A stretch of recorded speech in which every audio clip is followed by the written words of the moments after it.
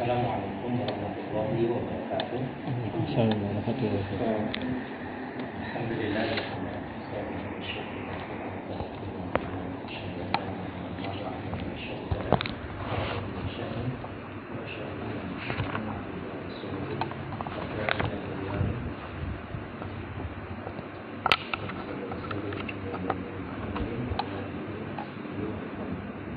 Ya berarti kita akan membaca ini dulu buku metode Asy-Syafi'i mulai dari awal dan yang lain menyimaknya. Silakan Mas Purnomo memulai dari halaman 2 ya. Berkata penulis Hafizahullah Ta'ala mengenal bacaan al. 1. Al-Qamariyah. Alif lam dibaca jelas bila bertemu dengan huruf hamzah, ba, jim, ha, kha, ain, ghain, fa, qaf, kaf, mim, waw, ha, ya. Al-babu,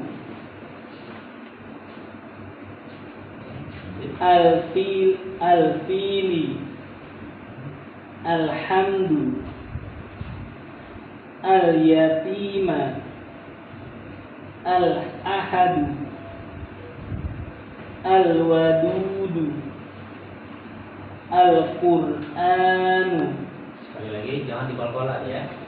Al-Qur'an, Al-Qur'anu, Al-Hadi, dia juga pakai Al-Hadi, Al-Hadi, Al-Ghafuru, Al-Karimu, Al-Jibalu, Al-Qari'atu, diulang lagi. Al-Qari'atu, Nah seperti itu ya. Terus Al-Ghasyiyati, konsentrasi ulang. Al-Ghasyiyati, Iya. Al-Ghasyiyati, Al-Ghasyiyati, Al-Furqan, Al-Khannasi, Al-Ma'una, Al-Alamina, Al-Kafiruna. Baik, oke. Ya, jadi di sini di Al-Qamariyah ini penulis menekankan setiap huruf al ya al gitu yang bertemu dengan huruf hamzah, ba, jim, ha, o dan seterusnya ini ya. Ya ini hamzah ya, bukan alif ya. Hamzah. Maka jelas berbunyi al. Kemudian tadi pengucapannya itu jangan dikol-kolan, jangan al ya, tapi al bab. Oh iya iya. Ya. Ya, jadi al itu, lam itu dibaca dengan jelas. Ya. Ya, tidak boleh dikol-kolan. Kemudian pelajaran ini yang selanjutnya adalah kita boleh di sini untuk mewakafkan, artinya bacanya al-bab, al-fil, alhamd, al-yatim. Ya, boleh seperti itu boleh. Intinya kita fokus ke alnya, pembahasan alnya. Iya. Nah, jadi kalau kita mau wakafkan atau kita mau baca semua harokatnya itu bagus. Ya, tapi fokus pembahasannya di al. Ya. Kemudian mengenai panjang pendek pun kita tidak boleh salah di dalam membaca ini. Ya. Dan Nah, seperti tadi al-qari'atu, ya. Nah, jangan dibaca keliru panjang pendeknya. Jadi harus jelas bunyi al. Nah, inilah poin yang harus kita pahami di sini. Nah, ya. Mengenai huruf lam ini, ya, dia bukan seperti L, ya, bukan seperti L di bahasa kita, bahasa Indonesia atau bahasa lokal kita. Tapi dia itu keluar dari tepi lidah bagian depan, ya, tepi lidah bagian depan menempel gigi yang kita bisa rasakan di sini, ya, 2 gigi seri, kemudian gigi gigi pertama seri, gigi samping seri, ini kemudian gigi taring, ya, dan gigi geraham pertama. Jadi dia ada, ya, kalau kita raba 1, 2, 3, 4. Ada 4 ditambah 4 lagi berarti 8. Ya, jadi 8 ini yang berperan untuk mengucap huruf lam. Jadi al. Jadi al-ghafur, al-hamd, ya, al-ghasyiyati, al, ya, jadi seperti itu.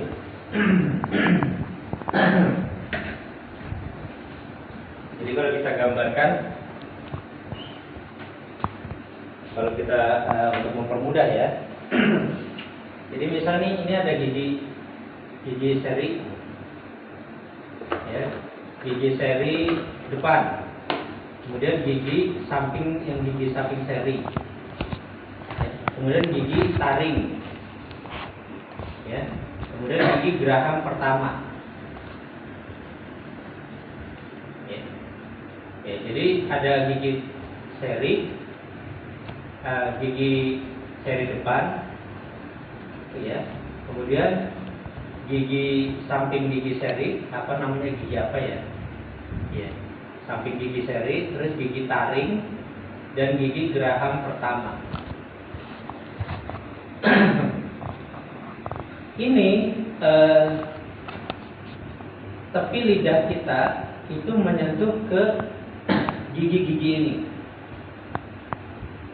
seperti ini, ya. Jadi tepi lidah itu bagian ini,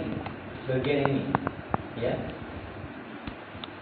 ya, bukan ujung lidah, ya, bukan ujung lidah. Kalau ini ujung lidah, kalau tepi itu yang di sini, ya, ya, bagian pokoknya ujung, ya, kemudian naik sedikit namanya punggung lidah. Nah, ini tepinya. Jadi kalau anak gambarkan, kalau misalkan nih permukaan lidah misal begini, nah terus, nah ini ada, ya, ini permukaan lidah yang atas, ya, kemudian ini permukaan ujung lidah nih. Nah ini ujung lidah, ini samping lidah, ya, ini ujungnya. Terus di sini naik sedikit, ini ada punggung lidah di sini. Ah, tepinya itu ini. Tepi lidah itu yang bagian atasnya. Jadi tepi lidah ini, inilah yang menyentuh gigi-gigi seri, ya, gigi seri depan, gigi seri samping, gigi taring, dan gigi geraham pertama. Itulah huruf lam. Jadi alhamdu, al-babu.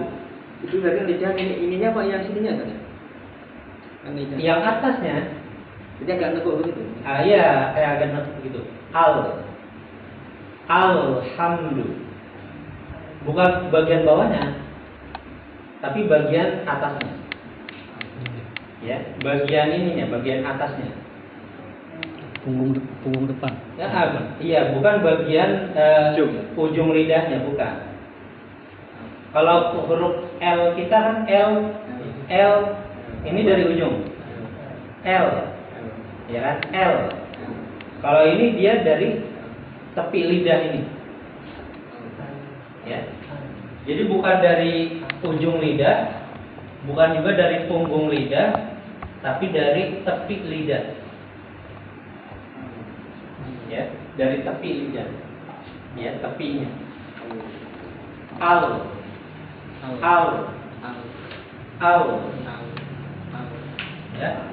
Ya, tentunya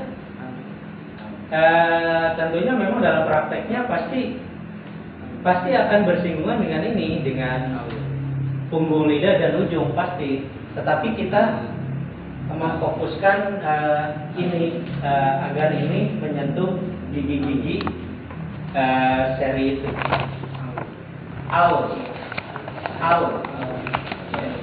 Alhamdulillah. Nah, kemudian di dalam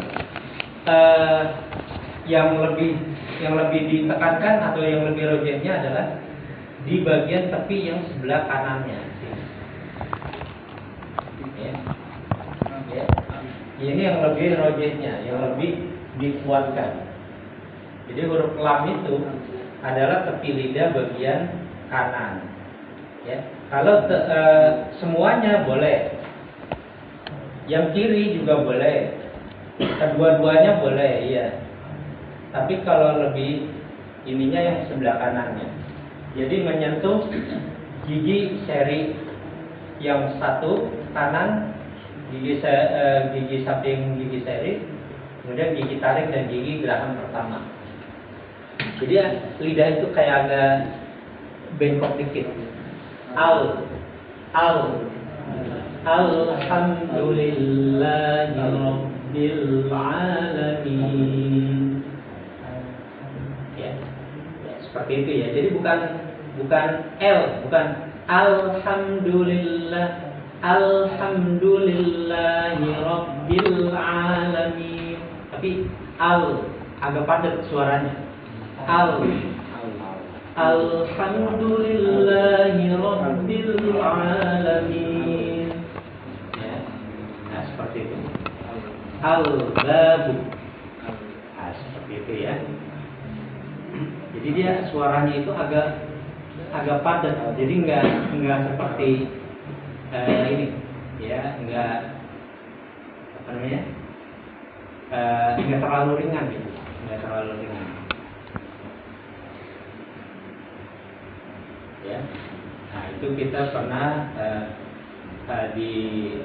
ditegur ya ketika tidak tidak memfokuskan makhrajnya, sehingga kita tipis al-ahad ya, tapi al-ahad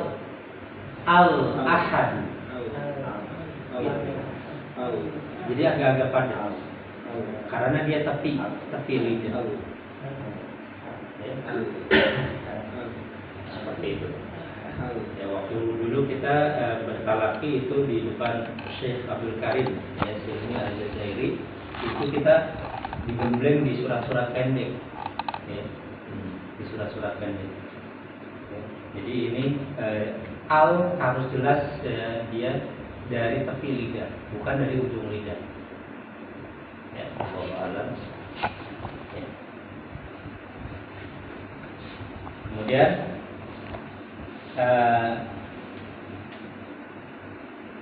masih Mas Purnomo dilanjutkan yang Asy-Syamsiyah yang nomor 2, silakan.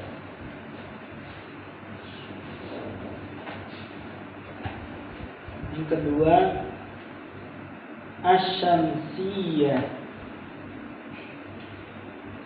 Alif lam melebur pada huruf setelahnya bila bertemu dengan huruf ta, sa, da, za, ra, zai, sin, shin, fa, ba, sad. صاد ضاد طاء ظاء lam nun. Iya. Baik. Nah, jadi di sini dikatakan yang kedua adalah asyamsiyah. Al, ya, mengenai pengucapan al, itu yang lebih rajinnya kita ucapkan al, bukan alif lam, gitu ya, bukan alif lam, tapi al, karena dia satu suku kata, gitu. Ya, jadi kita katakan al, ya, karena dia satu suku kata, ya. Allahu a'lam bishawab, ya. Tapi memang ada perbedaan dari ulama, ya, ulama. Boleh kita katakan al, boleh kita katakan alif lam.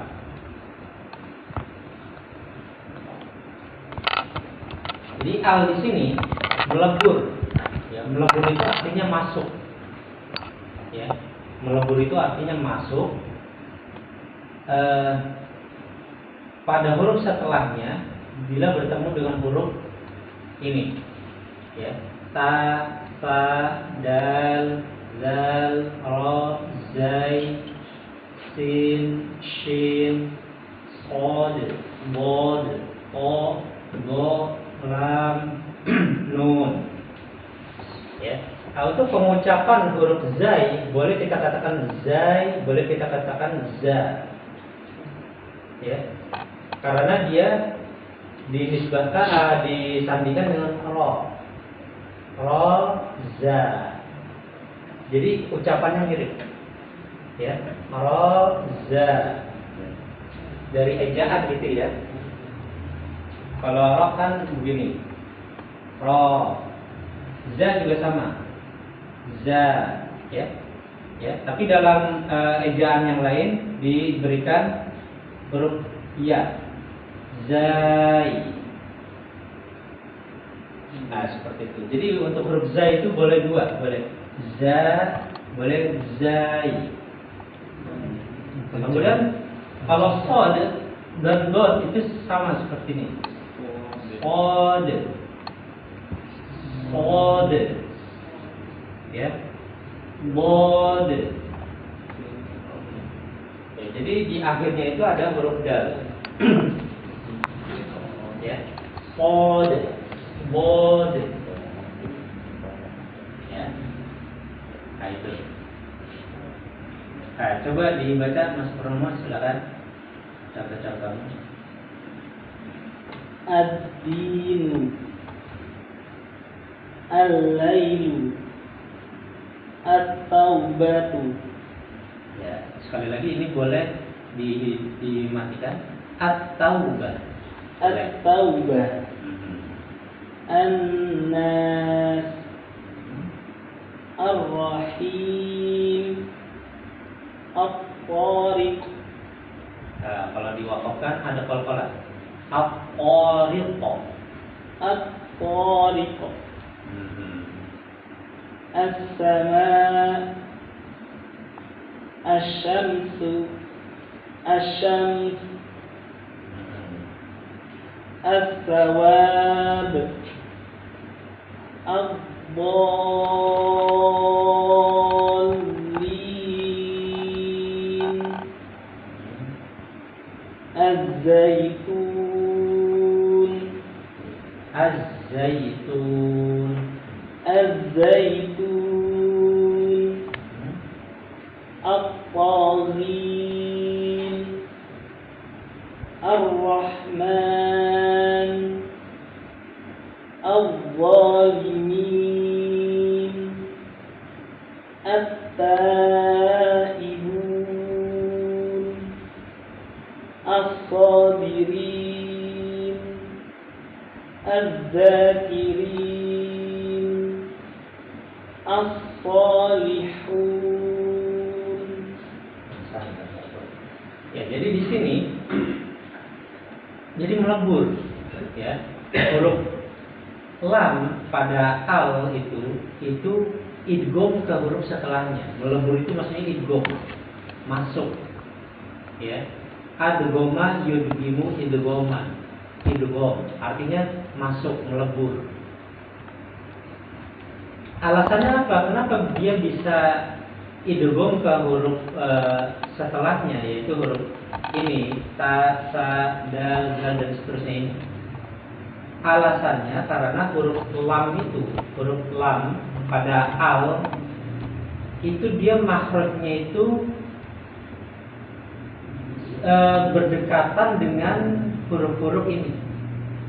Jadi huruf lam itu berdekatan dengan huruf-huruf yang ada 14 ini.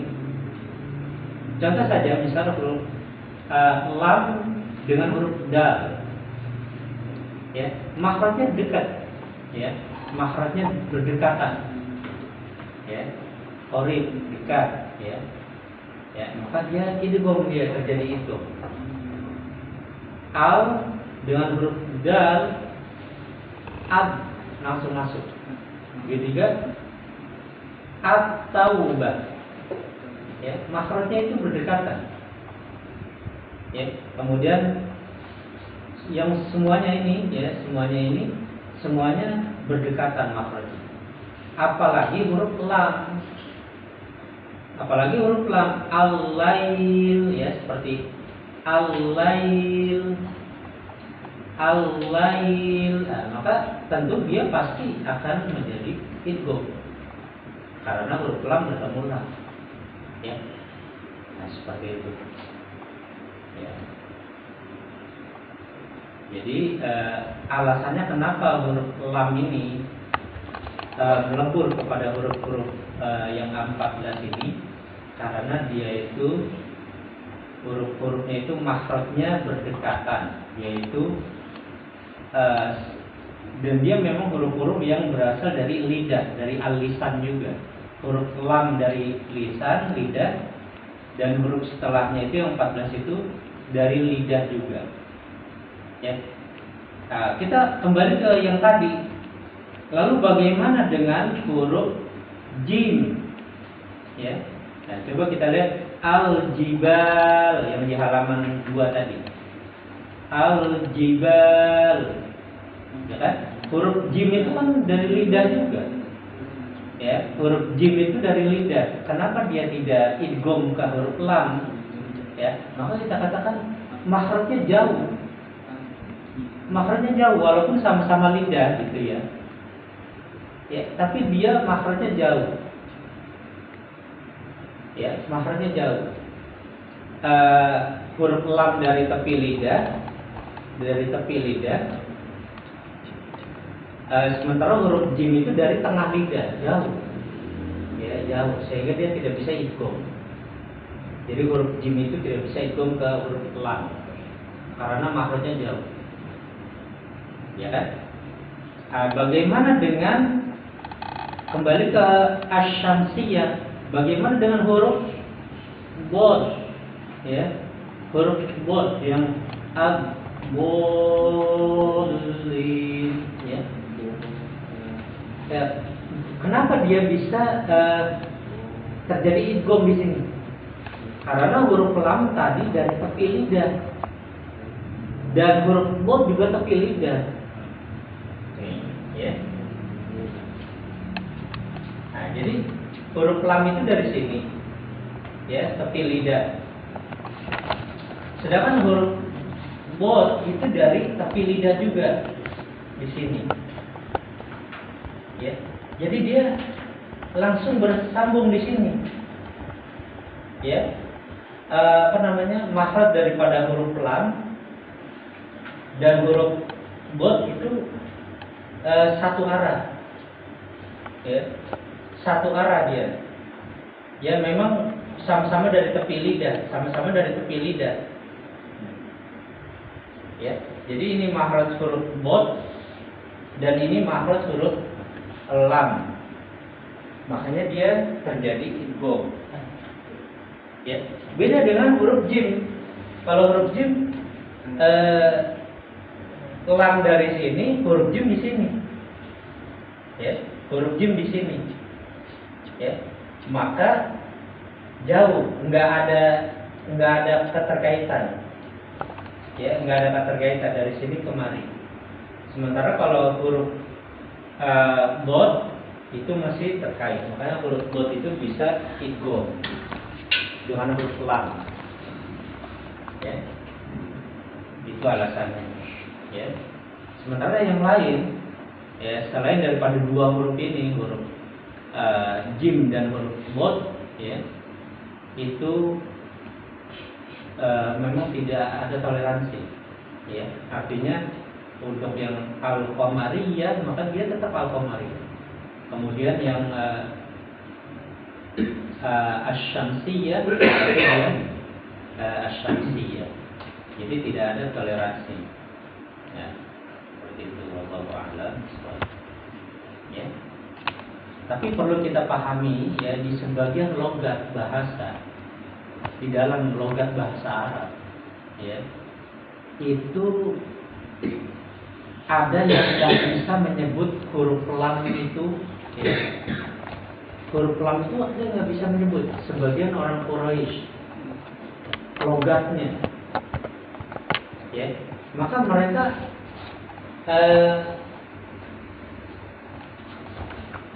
itu tidak bisa menyebut huruf lam, sehingga mereka mengganti huruf lam itu dengan huruf mim.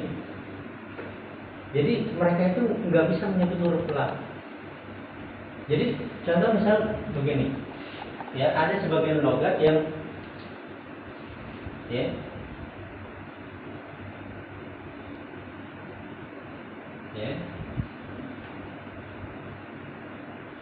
as-siyamu, ya, mereka nggak bisa menyebut as-siyamu, tapi am-siyamu.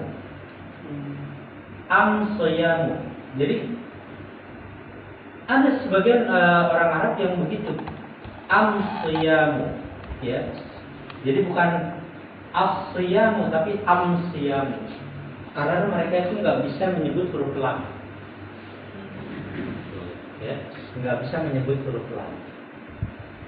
Dan itu terjadi, ada, ya. Tetapi itu fasih, itu adalah orang Arab fasih, ya, orang Arab fasih, dan mereka dengan logatnya, dengan logat mereka itu mereka nggak bisa menyebut huruf lam dengan maka tidak terjadi idgham kalau seperti itu, ya, itu. Jadi huruf lam diganti dengan huruf mim, ada seperti itu, ya. Tetapi di dalam, ya, yang kita pelajari ini, ya, ini adalah keumuman Quraisy. Keumuman Quraisy, mereka itu kebanyakan seperti ini logatnya. Allahu a'lam bishawab. Kemudian ada catatan di bawah, ya, silakan Mas Purnomo dibaca. Catatan tanda Ra'sul Shad, ya. Iya. Tanda Ra'sul Shad yang berada di atas huruf alif bukan harokat dhammah, melainkan Ra'sul Shad, kepala shad, yang mana alif ketika berada di tengah kalimat tidak dibaca. Contoh al-jibal dibaca wal jibal, dibaca wal jibala, bukan waul jibala. Baik, ya. Ya, jadi tanda, ya, yang di atas ini, yang berada di atas huruf alif itu bukan harokat dhammah. Ya, mungkin bagi pemula ini sangat perlu untuk dijelaskan. Jadi ini bukan harokat dhammah, tapi melainkan ra'sus shad, ya, kepala shad, kepala huruf shad. Yang mana alif ketika berada di tengah kalimat tidak dibaca. Contoh ini diberikan contoh wal jibala, bukan waul jibala. Jadi bukan dhammah, bukan harokat dhammah, tapi itu adalah ra'sus shad. Apa sih makna daripada ra'sus shad? Ya, ra'sun itu kepala, ya kan, ra's, ya kan, ra'sun itu kan kepala, ya. Ra'sun itu kepala, ra'sun ditambah dengan shad. Shad itu huruf shad, ya. Ya, huruf shad. Ketika digabungkan dua kalimat ini di dalam bahasa Arab namanya mudhof mudhofun ilaih.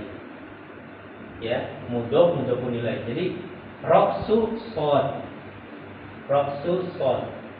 Ini kenapa jadi tidak ditanwinkan? Karena dia sebagai mudhof. Ya, jadinya roksu sod. Ya, roksu sod. Kalau kita mau baca semua harokatnya roksu sodin. Ya, roksu sodin. Ya, kepala sod. Nah, seperti itu. Ini susunan mudhof. Ini mudhofun ilaih. Ya. Di dalam bahasa Arab ya. Itu. Ya, kepala huruf shad. Makanya itu dia berasal dari huruf shad. Ya, berasal dari huruf shad. Ya, kalau kita tuliskan huruf shad itu kan seperti ini, ya. Huruf shad. Maka kepalanya saja yang diambil. Ekornya enggak. Ya. Atau perutnya enggak. Maka ini kepala ininya aja yang diambil. Nah, maka dalam praktek tulisannya seperti ini. Ya. Nah, ini namanya roksus shad. Kepala huruf shadnya saja yang diambil. Tanda-tanda seperti itu banyak terjadi di dalam ilmu tasydid. Contoh misalkan tasydid. Tasydid itu kan kepala huruf sin. Ya, asalnya tasydid itu asalnya itu kepala huruf shin yang ada titik tiganya, shin, ya, menunjukkan apa? Syiddah gitu, syiddah atau tasydid. Makanya diambil kepala huruf shinnya sebagai tanda tasydid atau syiddah.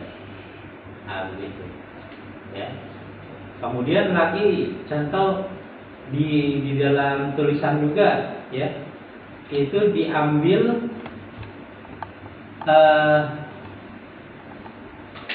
untuk tanda sukun itu kepala huruf H, ya, iya, kepala huruf H itu tanda sukun, ya, kepala huruf H,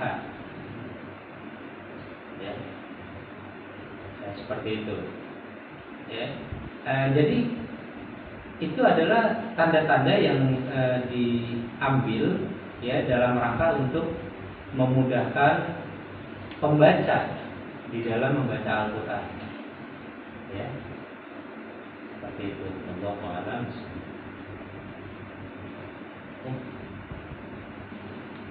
Ya, cukup jelas untuk pembahasan ini. Silakan kalau ada pertanyaan.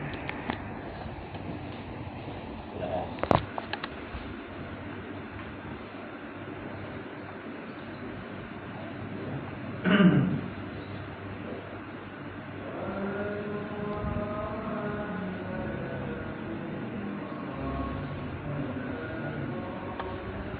Ya, gimana? Yang lam itu nempelnya di tengah gigi apa di ujung ya? Iya, jadi kalau kita gambarkan ini misalnya ini gigi ya, kayak ini gigi ada gusinya gitu. Ini anggap ini lidah gitu. Ini kan ini tepinya nih, tepi lidah. Jadi posisi lidah itu seperti begini, Pak. Seperti agak begini.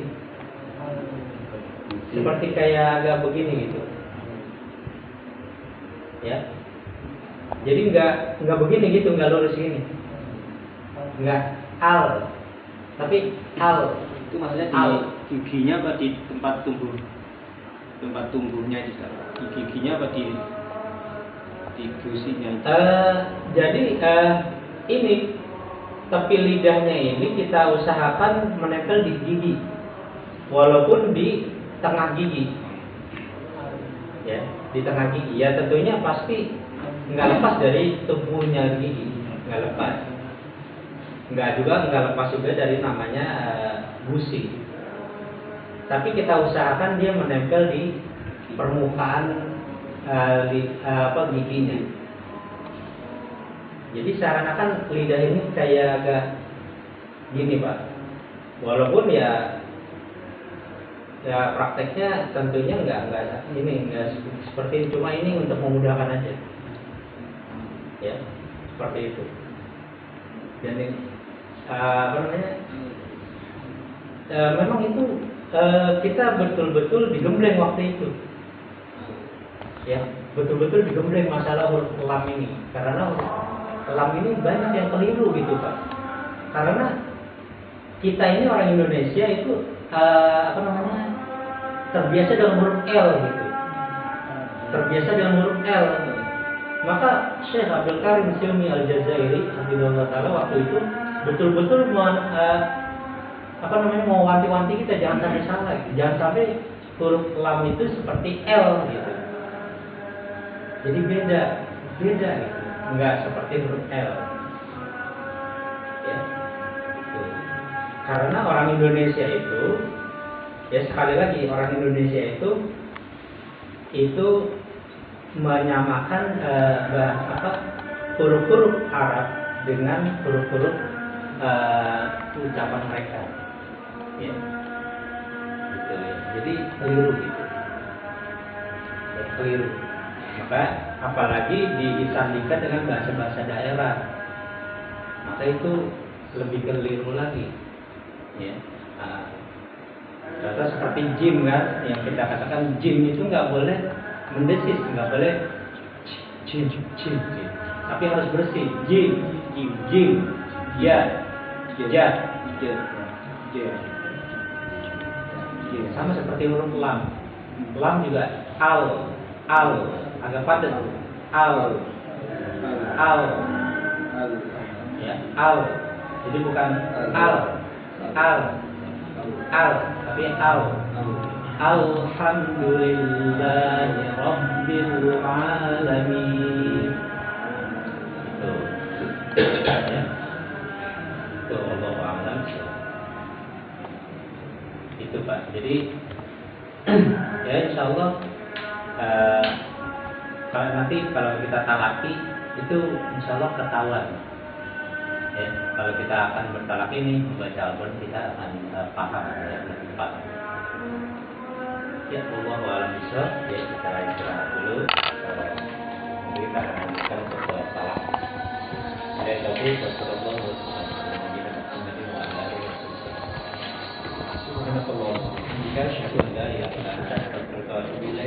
Assalamualaikum warahmatullahi wabarakatuh.